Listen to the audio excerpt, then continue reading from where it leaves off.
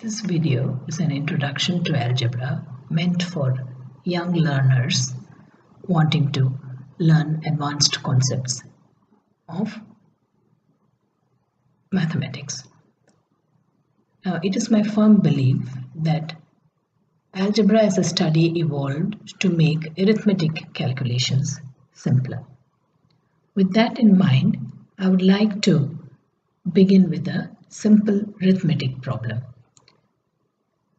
What would be the sum of the first 6 natural numbers? 1 plus 2 plus 3 plus 4 plus 5 plus 6. Yes, many of you would have got it as 21.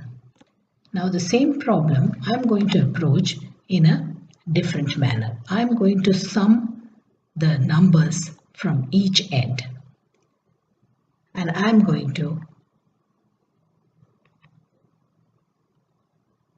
now this is how it will be. Now when I'm doing this, what happens over here? When I sum them, I get 3 number pairs that make 7. So I can arrive at this answer by 3 times 7 equals 21. Now I'm going to do a couple of more sums of the same nature because mathematics is based on logic and there is no magic involved to that. And while we are doing these other examples, you have to concentrate on the emerging pattern. So now the next exercise that I'm going to do is sum up numbers from 1 to 10. Now if I sum numbers from 1 to 10, I see that I get 5 number pairs that make 11. So I know I can hear some of you already coming up with the answer. So this would be 5 times 11 equals 55. That's right. Now the third one that we are going to do is summing up numbers from 1 to 14. And how would that be? Sum up numbers from 1 to 14. And summing numbers 1 to 14, I get say 7 number pairs that make 15. So it is 7 times 15. Now I want you to observe the patterns here, okay? And at the same time, we are going to now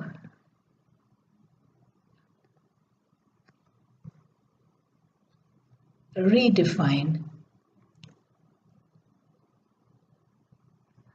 I'm going to redefine these number expressions.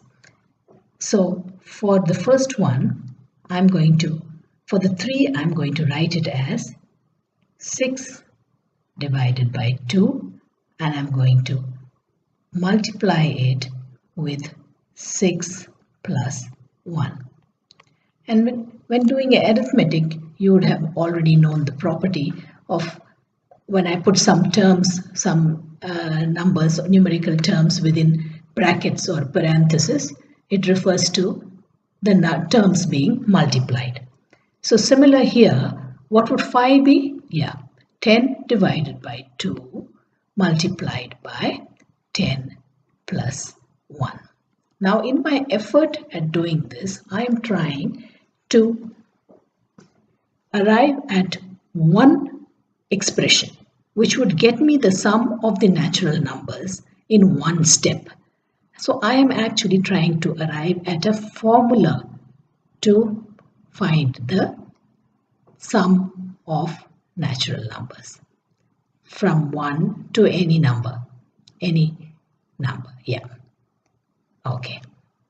Now further using the properties, multiplication properties, I can restate this and further simplify this as 6 plus 1 over 2. And this as 10 times 10 plus 1 over 2. And this as 14 times 14 plus 1 over 2. Yeah, I know all of you are now easily trying to come to what I am trying to get at. That's right. So now we are going to define this and come up with a formula, one single formula, which will allow us to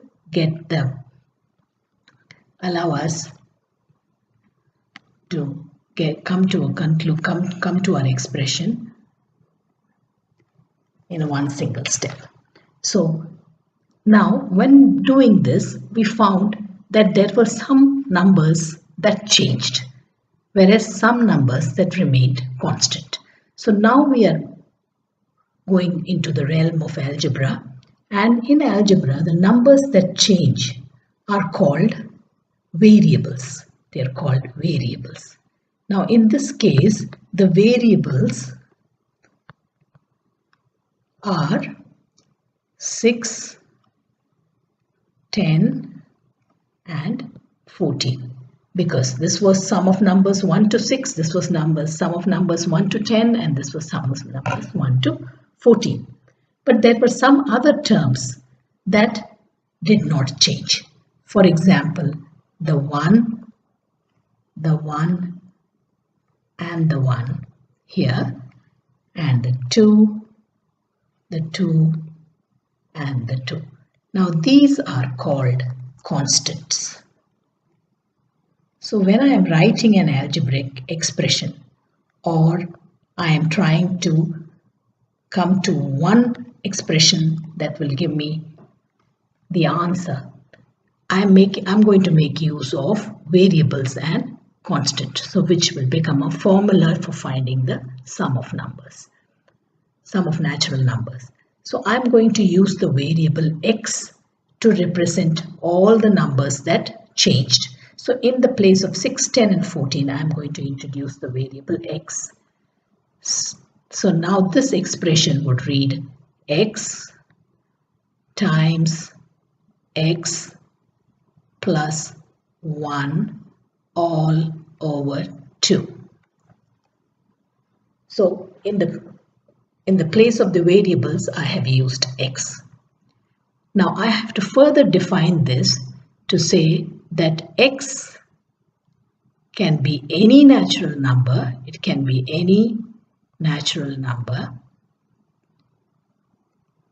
Natural numbers are counting numbers 1, 2, 3, 4.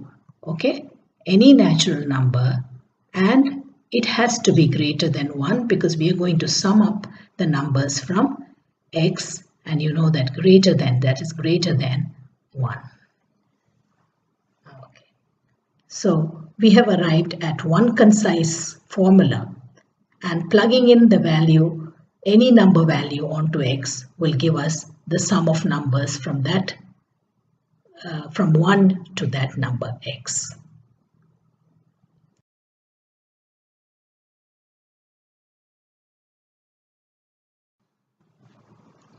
Through algebra, we can express ideas about numbers concisely, as we saw in our last slide. Now, when writing algebraic expressions, we make use of variables and constants. Variables are represented by letters in small case a, b, c, x, y, etc.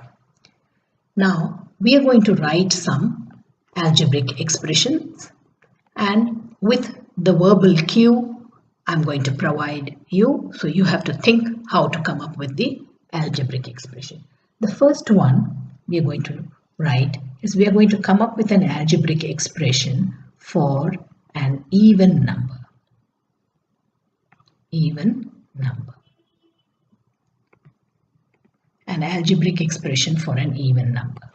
And the cue that I'm going to give you here is all even numbers are multiples of 2. They are multiples of 2.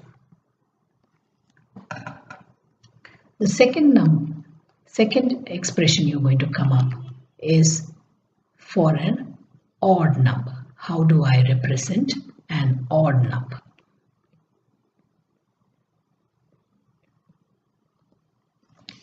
And odd number, the cue is, as we all know that it always follows an even number. I'm going to say it's an even number increased by 1.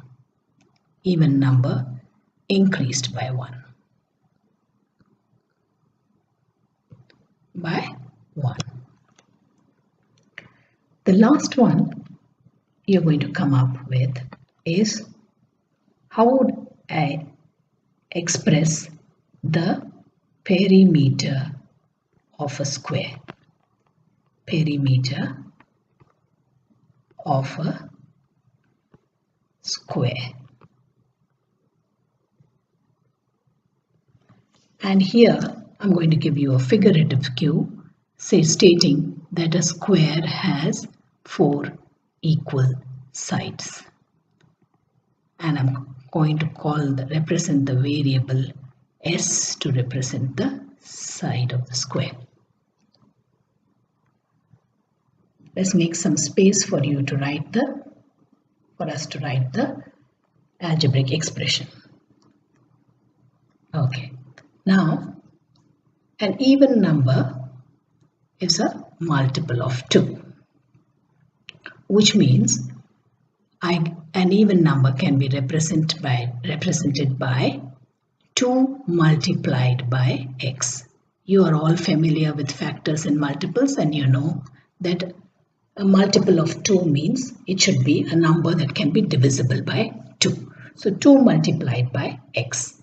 Now in algebra, we drop the product sign and we just write 2x.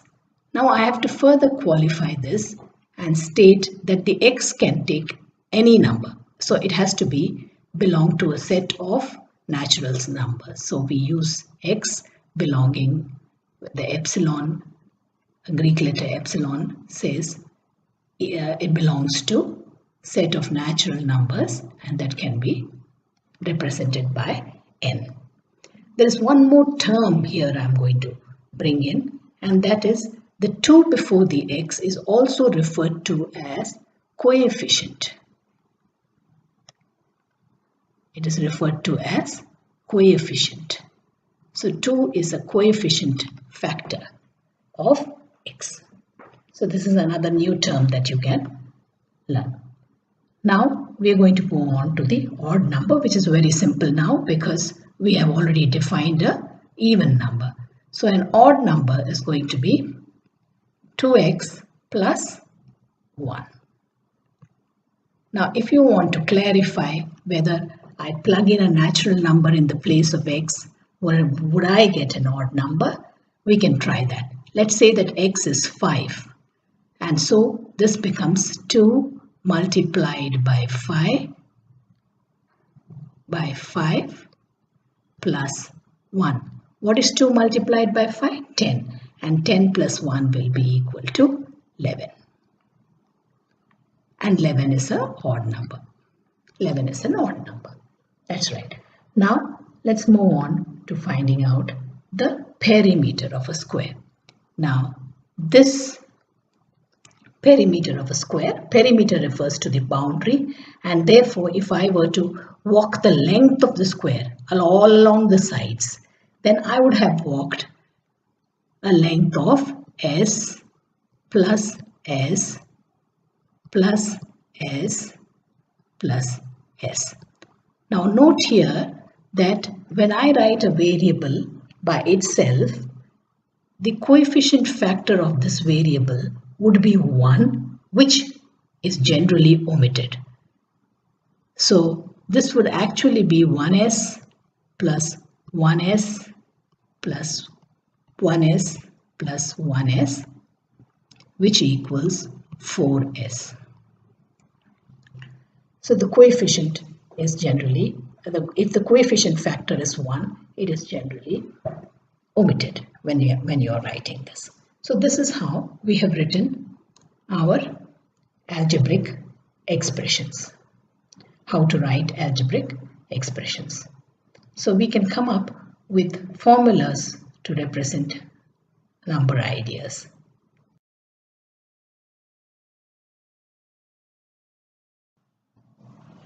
Here is some more exercises for you to work with your algebraic expressions.